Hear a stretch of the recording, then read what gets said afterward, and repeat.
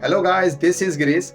और आज की जो हमारी कहानी है, ये कहानी है एक ऐसे राजा के बारे में जो एक बहुत बड़ा दानवीर था। लोग उसके पास दूर दूर से आते थे अपनी मन के अकॉर्डिंग चीजें पाने के लिए।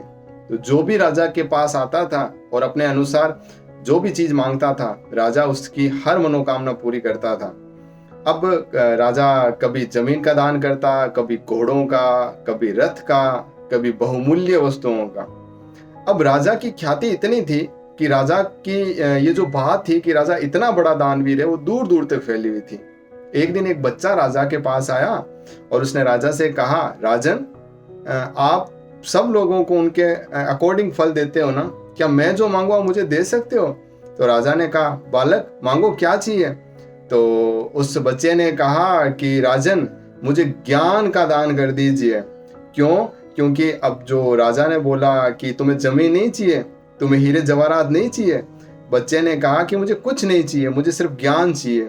क्यों? हीरे जवाहरात आपसे कोई छीन सकता है, जमीन है वो कोई और उसके ऊपर अपना ऑक्यूपेशन कर सकता है, लेकिन आपके पास ज्ञान है ना, वो दुनिया में कोई दूसरा आपसे चुरा नहीं सकता।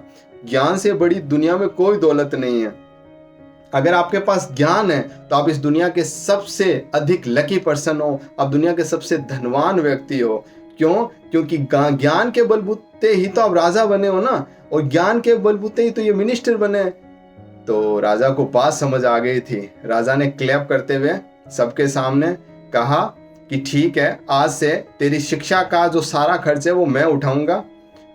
फिर क्या था, आगे चलकर वो जो बच्चा था वो एक बहुत प्रख्यात पंडित बना था। तो कैसी लगी आपको मेरी ये कहानी? मुझे मेरे कमेंट सेक्शन में ज़रूर बताना। Thank you.